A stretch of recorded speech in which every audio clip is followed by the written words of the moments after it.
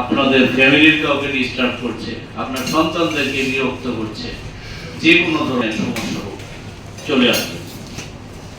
আজকে থেকে জেলা প্রশাসন আপনাদের পাশে আছে, সক্রিয়ভাবে থাকবে।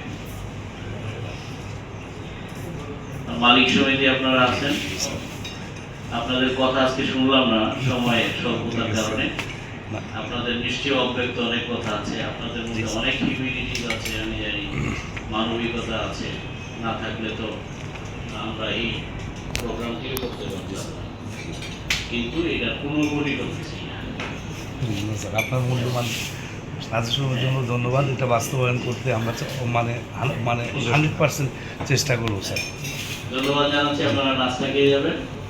আজকে থেকে এই স্বজনহারা পরিবারগুলো জেলা প্রশাসনের পরিবার, জেলা প্রশাসক আপনাদের আত্মীয় এখন থেকে। ধন্যবাদ, ভালো থাকবেন।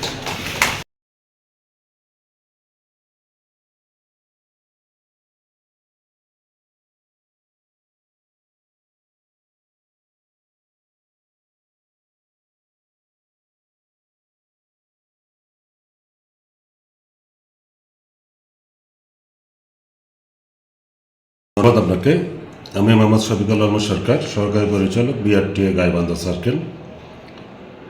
আপনাকে আবারও ধন্যবাদ জানাচ্ছি যে এরকম একটা প্রোগ্রামে আমাকে কথা বলার সুযোগ করে দেওয়ার জন্য।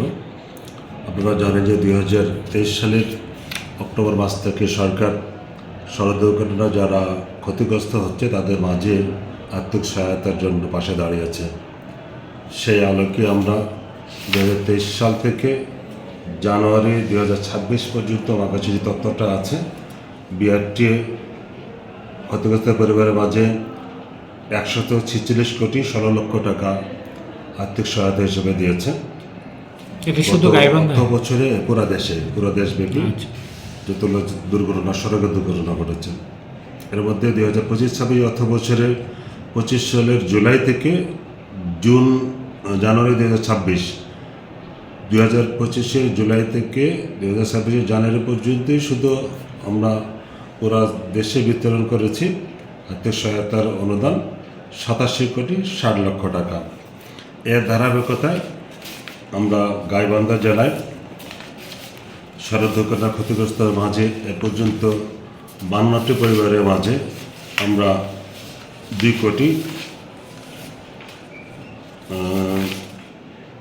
28 লক্ষ টাকা 2 কোটি 28 লক্ষ টাকা অনুদানের চেক আমরা প্রাপ্ত হয়েছি। তার মধ্যে আমরা বিতরণ করতে পেরেছি 2 কোটি 38 লক্ষ টাকা। 5 লক্ষ টাকার একটা চেক এখন আমাদের কাছে আছে, ওয়ারিশদের আপত্তি পরিপ্রেক্ষিতে আমরা এটা তাদের সাথে কথা বলে হস্তান্তর করব। আপনারা জানেন যে সরকার এই আর্থিক সহায়তাটা দিচ্ছে গাড়ির মালিকের কাছ থেকে ট্রাস্টি বোর্ডের ফান্ডে কমপ্লিমেন্টারি অ্যাসিস্ট্যান্স হিসাবে একটা ফি নিয়ে সেটা ট্রাস্টি বোর্ডের আওতায় আর্থিক সহায়তা দেওয়া হচ্ছে ক্ষতিগ্রস্ত পরিবারের মাঝে। যেটা আগে ইন্স্যুরেন্স সুবিধার আওতায় ছিল, সেটা বড় ব্যাপক পরিসরে ট্রাস্টি বোর্ড গঠন করা হয়েছে। ট্রাস্টি বোর্ডের চেয়ারম্যান, বিআরটিএর চেয়ারম্যান মহোদয়, একটা কমিটি আছে। সেই কমিটির প্রতিনিধি হিসেবে আমরা জেলা পর্যায়ে অনুসন্ধান কমিটি আছে। অনুসন্ধান কমিটির জেলা পর্যায়ের উপজেলা নির্বাহী অফিসার সভাপতি, এডিবিআরটি মেম্বার সেক্রেটারি, তারপরে আছেন পুলিশ প্রতিনিধি একজন পুলিশ বিভাগের, তারপরে স্বাস্থ্য বিভাগের একজন প্রতিনিধি, পরিবহন মালিক সমূহের একজন প্রতিনিধি, পরিবহন শ্রমিকের একজন প্রতিনিধি। 6 সদস্য বিশিষ্ট কমিটি আছে।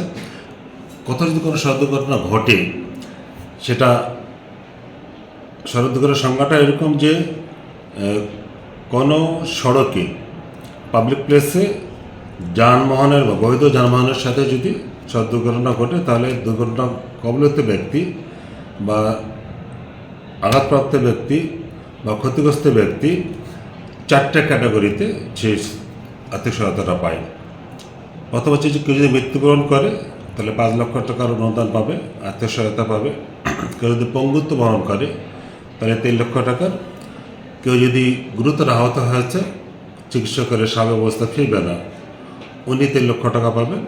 আর সাধারণভাবে আহত হয়েছে, হসপিটালে চিকিৎসা নিয়েছেন, উনি পাবেন 1 লক্ষ টাকা। তো মনে রাখতে হবে যে আবেদনটি সড়ক দুর্ঘটনা ঘটার 90 দিনের মধ্যে সংশ্লিষ্ট বিআরটিতে করতে হবে। যারা দুর্ঘটনা কবলিত ব্যক্তি, ওনার বাড়ি বাংলাদেশের যে কোনো জায়গায় হতে পারে, কিন্তু আবেদনটা করতে হবে সংশ্লিষ্ট বিআরটিএতে, যে এলাকায় সড়ক দুর্ঘটনা ঘটেছে। মাস দুয়েক আগের থেকে, জানুয়ারি মাস থেকে আমরা অনলাইনে আবেদন নেওয়ার সিস্টেম চালু করেছি। দুটোই চালু আছে, অনলাইনেও কেউ করতে পারবে, তাহলে বিআরটি থেকে যেতে হবে না, আর অফলাইনেও করতে পারবে। আবেদন দাখিল করার পরে আমরা আবেদনপত্র যাচাই বাছাই সাপেক্ষে পরে বৈধ মনে হলে পরে সুপারিশ আমরা বিআরটি সদর কার্যালয়ে প্রেরণ করি। সদর কার্যালয়ে 15 দিনের মধ্যে আবেদন মঞ্জুর হলে পরে ওনাদের চেকগুলো সংশ্লিষ্ট বিআরটিএতে হস্তান্তর করেন। তখন আমরা ক্ষতিগ্রস্ত ব্যক্তিকে চেক পাওয়ার পরে জেলা প্রশাসক মহোদয়ের মাধ্যমে চেকগুলো বিতরণ করি, এবং বিতরণের আগে তাদেরকে ফোন করার পর তারা আসে সেই চেকগুলো নিয়ে যায়।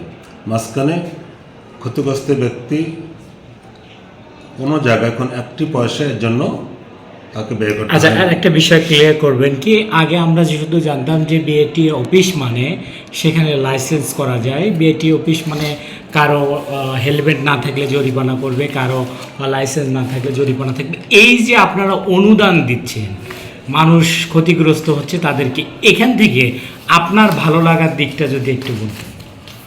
আমার ভালো লাগার দিকটা সুন্দর প্রশ্ন করেছেন। ভালো লাগার দিক বলতে আমাদের সদ্য অবসরপ্রাপ্ত চেয়ারম্যান মহোদয় আমাদেরকে লিসন দিয়েছেন যে চাকরি করা অবস্থায় যে সৎকা করা যায়, ইবাদত করা যায়, সওয়াব পাওয়া যায়, উনি আমাদের এটা বিবেককে জাগ্রত করেছেন, চোখে আঙুল দিয়ে দেখিয়েছেন। আমরা সেটা একেবারে একটা ভালো কাজ হিসাবেই দেখি। যখন আমাদের কাছে ক্ষতিগ্রস্ত ব্যক্তিরা আসে, আমরা খুব কষ্ট পাই যে এই ব্যক্তিটা ক্ষতি হয়েছে, কেউ তো মারা গেছে, পঙ্গুত্ব, সেই জায়গা তো আমিও হতে পারতাম। তো আমরা ওই কল্পনাটা করি, সেই দৃষ্টিকোণ থেকে তাকে মানবিক কারণে যত সহজে আমরা পারি অ্যাওয়ারনেস করি, এবং আর্থিক সহায়তা যত দ্রুত দেওয়া যায় আমরা সেই চেষ্টাটা করি। তো আমি আল্লাহর কাছে শুকরিয়া আদায় করছি যে এই প্রতিষ্ঠানে কাজ করতে যাই, এইরকম একটা সেবা আমি অতিরিক্তভাবে দিতে পারতেছি। ধন্যবাদ আপনাকে, ধন্যবাদ বিএটিকে, যে এই মানুষ তো চিরদিন পৃথিবীতে থাকবে না, মানুষ মরে গেলে পচে যায়, বেঁচে থাকলে বদলায়, ক্ষণে বদলায়, কালে বদলায়। আমাদের বিএটিএ যে বদলিয়ে তাদের যে আদুল একটা পরিবর্তন এসেছে, আপনাদের মাধ্যমে সেবা পাচ্ছে জনগণ, এটাই কল্যাণকর হোক সারা দেশে। ধন্যবাদ। ধন্যবাদ।